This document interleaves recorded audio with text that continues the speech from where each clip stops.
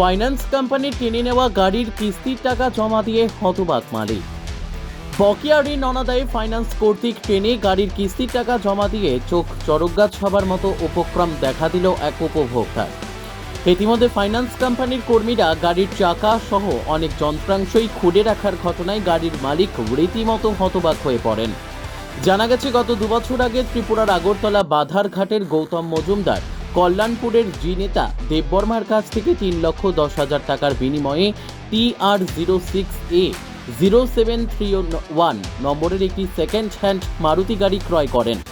গাড়িটি ক্রয় করার সময় জি নেতা দেববর্মা গৌতম মজুমদারকে বলেননি যে গাড়ির লোনের টাকা বাকি রয়েছে। গাড়িটি ক্রয় করার পর গত 1 মাস আগে বাধারঘাট এলাকা থেকে ছুলা নামক এক ফাইন্যান্স কোম্পানির লোকেরা গাড়ির লোনের টাকা পরিশোধ না হওয়ায় গাড়িটিকে নিয়ে যায়।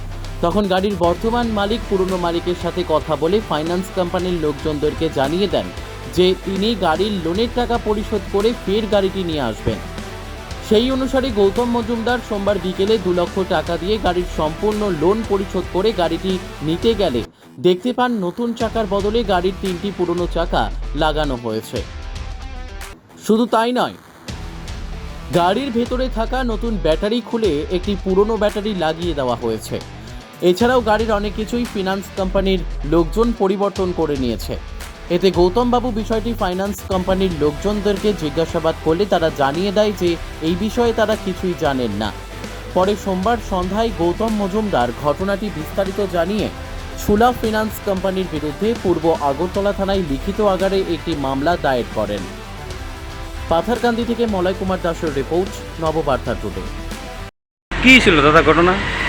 আমি অ্যাকচুয়ালি প্রায় 2 বছর আগে একটা অল্টো গাড়ি কিনছি জিনাতা দেববর্মার কাছ থেকে। আচ্ছা, তো আমি তো জানি সব কিছু গাড়ি ক্লিয়ার আছে, সেভাবে আমি ইয়াকে নোটারি করে এভিডেভিট করে কিনছি। কত দিয়ে কিনছিলেন? প্রায় 3,10,000 টাকা দিয়ে কিনছি। আচ্ছা, ওটাই এভিডেভিট করে কিনছি। কিন্তু এই কিছুদিন আগে, মাসখানেক আগে, আমার কিছু সোনা কোম্পানি যেগুলো ফাইন্যান্স আছে আমার কাছ থেকে জোর করে গাড়িটা নিয়ে গেছে। তারা বলছে এটার মধ্যে ফাইন্যান্সের টাকা বাকি আছে। তাই আমি ঠিক আছে, যদি ফাইন্যান্সের টাকা থাকে আমি জাতিকে কিনছি, নলে কথা গিয়ে পুরো টাকা আমি দেবো, আমি গাড়ি তুলে আনি। সেই অনুযায়ী আমার গাড়িটা তারা নিয়েছিল 2/4/2024। তো আজকে আমি টাকা টুকা লইয়া অরিজিনাল মালিক সহ গেছি। আজকে যে পুরা 2 লক্ষ টাকা দিছি দিয়া তারা যে পার্কিং কোম্পানি আছে ওই উষা বাজারে যে গাড়ি যখন হ্যান্ড ওভার নিতে যায় তখন যাই দেখি আমার পুরো গাড়ি অনেক কিছু পাল্টানো, 3টা চাক্কা পুরো চেঞ্জ করে রাখছেন।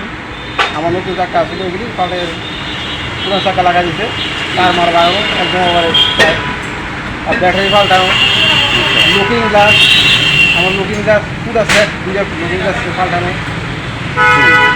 এরপরে আমাদের ডিজাইনের সিটের যে ফ্রেম লাগানো আছে লাঠি চারিদিকে, এই ফ্রেমটিও তারা খুলে দিয়ে গেছে।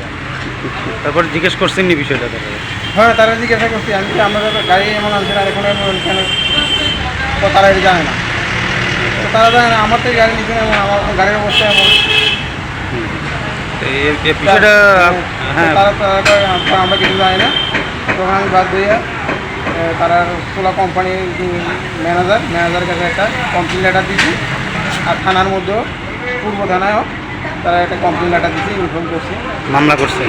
ব্যবস্থা পুলিশের কাছে মামলা করছেন আজকে?